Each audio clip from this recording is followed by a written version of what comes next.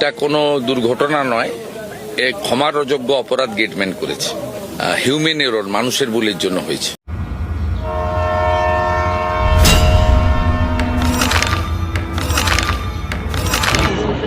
Gate খোলা ছিল, সেই মুহূর্তে একটি গাড়ি ঢুকে পড়ে, এটা বাচ্চাদের স্কুলের বাচ্চাদের নিয়ে যাচ্ছিল এবং সেই মুহূর্তে এক ভদ্রলোক সাইকেল নিয়ে যাচ্ছিলেন। তো ওনারা ওই মুহূর্তে লেভেল ক্রসিংয়ের উপরে ছিলেন, সেই মুহূর্তে গাড়ি ঢুকে গেছে এবং এই অ্যাক্সিডেন্টটা হয়েছে। এই ঘটনার পরে আমরা কমপ্লেন পেয়েছি স্টেশন মাস্টারের কাছ থেকে, গেটম্যানকে অ্যারেস্ট করা হয়েছে, তদন্ত শুরু হয়েছে। যার অ্যাকশন নেওয়া হবে, লিগাল অ্যাকশন নেওয়ার যেটা আছে সে নেওয়া হবে।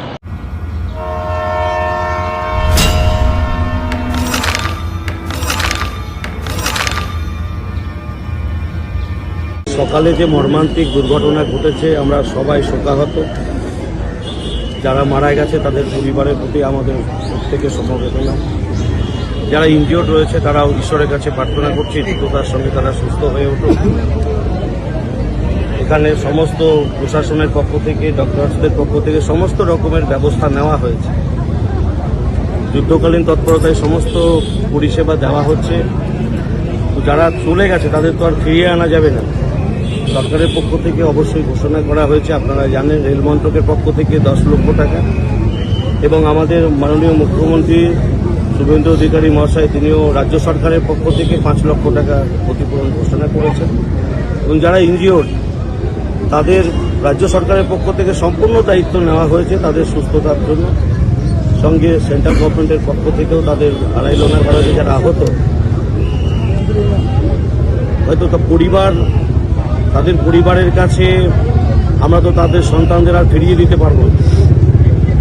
পরিবারগুলো যেন একেবারে ভেঙে না পড়ে তার জন্য এই ক্ষতিপূরণের ব্যবস্থা। বাকি দেখুন, আজকে এই ঘটনা কোনোভাবেই মেনে নেওয়া যায় না। একজনের ভুলের জন্য আজকে অনেকগুলো বাচ্চার প্রাণ গেল, অনেক মা তাদের সন্তানদের হারিয়েছেন। অত্যন্ত মর্মান্তিক, অত্যন্ত দুঃখজনক ঘটনা। আমাদের কেন্দ্র সরকার, রাজ্য সরকারের পক্ষ থেকে এই দুর্ঘটনা ঘটে গেছে তার পরেই যে ঘটনাগুলোর ব্যবস্থা নেওয়া উচিত নিয়েছে এবং আগামী দিনে আমরা এর আগেও ঘোষণা করেছে, সুপ্রিম কোর্টের পক্ষ থেকেও রায় আছে যে প্রত্যেকটা লেভেল ক্রসিং বন্ধ করে আন্ডারপাস করায়। অনেকবার এই ধরনের ঘটনা ঘটেছে, তো সেই ঘটনা যেন আগামী দিনে না ঘটে তার জন্য রেলের পক্ষ থেকে আন্ডারপাস দ্রুততার সঙ্গে নির্মাণ হচ্ছে। আগামী দিনে এগুলো হয়ে গেলে দুর্ঘটনা ঘটবে।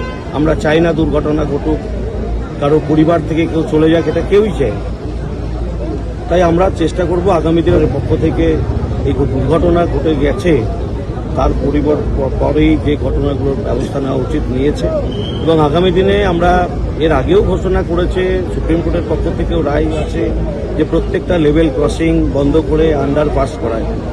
অনেকবার এই ধরনের ঘটনা ঘটেছে, তো সেই ঘটনা যেন আগামী দিনে না ঘটে তার জন্য রেলের পক্ষ থেকে আন্ডারপাস দ্রুততার সঙ্গে নির্মাণ হচ্ছে। আগামী দিনে এগুলো হয়ে গেলে দুর্ঘটনা ঘটবে। আমরা চাই না দুর্ঘটনা ঘটুক, কারো পরিবার থেকে কেউ চলে যাক, এটা কেউই চায়।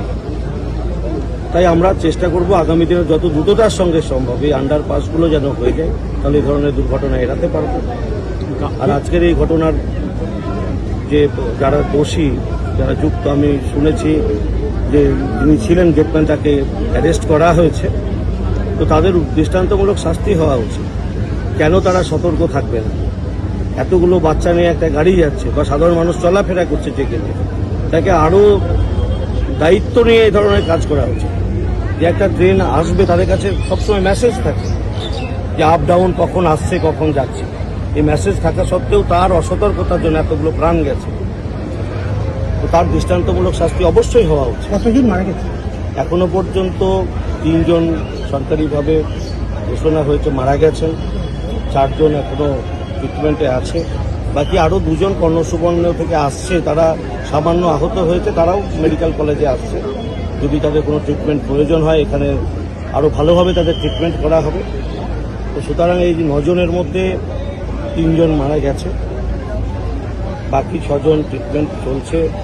ডক্টরসদের পক্ষ থেকে আশঙ্কা করা হচ্ছে 2 জন গুরুতর আহত। তো আমরা চাইব, ঈশ্বরের কাছে প্রার্থনা করব যারা ট্রিটমেন্টের মধ্যে আছেন তারা দ্রুততার সঙ্গে সুস্থ হয়ে উঠুক, তাদের পরিবারের কাছে তারা সুস্থভাবে ফিরে যাক।